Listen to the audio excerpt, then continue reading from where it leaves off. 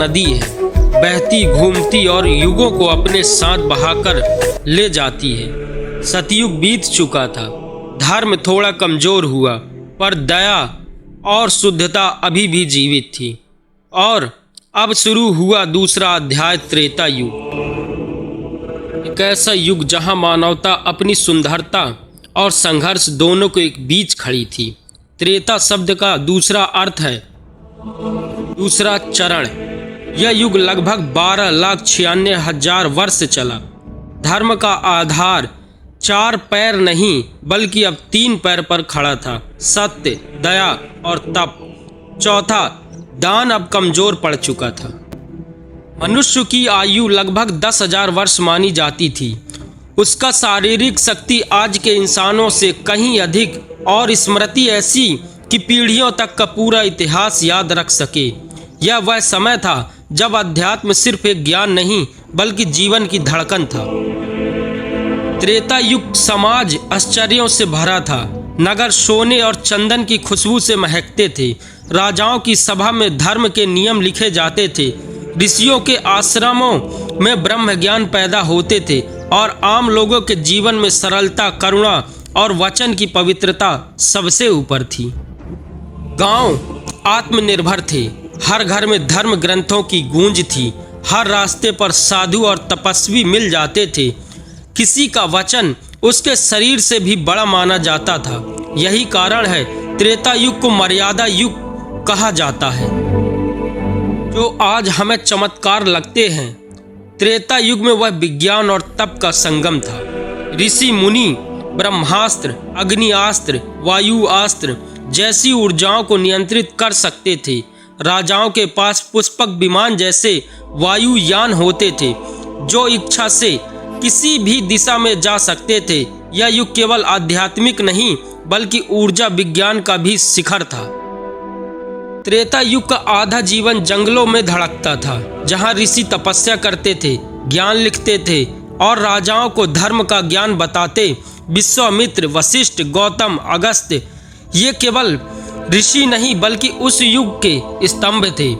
उनके आश्रमों में राजकुमार शिक्षा लेते, यहीं अस्त्र शस्त्र विद्या सिखाई जाती और यहीं से धर्म की ज्योति पूरे संसार में फैलाई जाती थी। अगर त्रेता युग एक विशाल वृक्ष है तो रामायण उसकी छाया।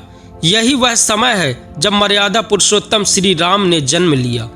जब रावण जैसा ज्ञानवान पर अहंकारी राजा दुनिया को चुनौती दे रहा था, तब धर्म और अधर्म का संघर्ष अपने चरम पर था। अयोध्या की धरती पर राम का आगमन जैसे प्रकाश ने स्वयं एक रूप धारण कर लिया हो।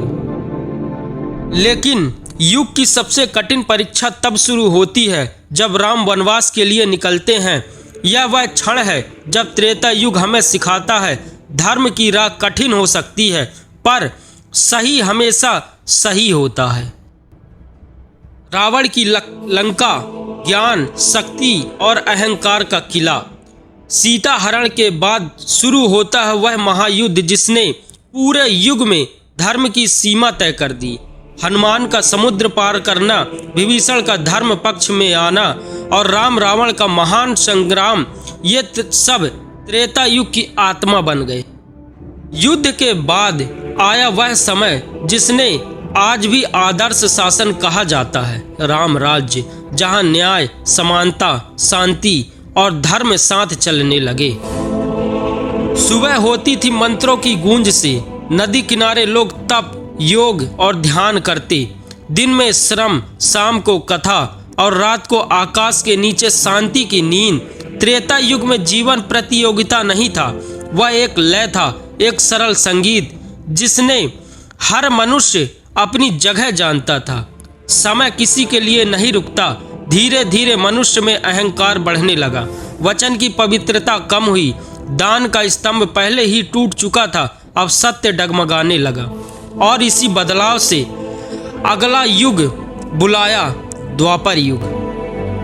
त्रेता युग केवल एक कहानी नहीं बल्कि एक संदेश है कि आदर्श केवल पढ़ने की चीज नहीं, वो जिए जाते हैं। यह युग हमें बताता है कि धर्म की लड़ाई तलवारों से नहीं, नियत से जीती जाती है।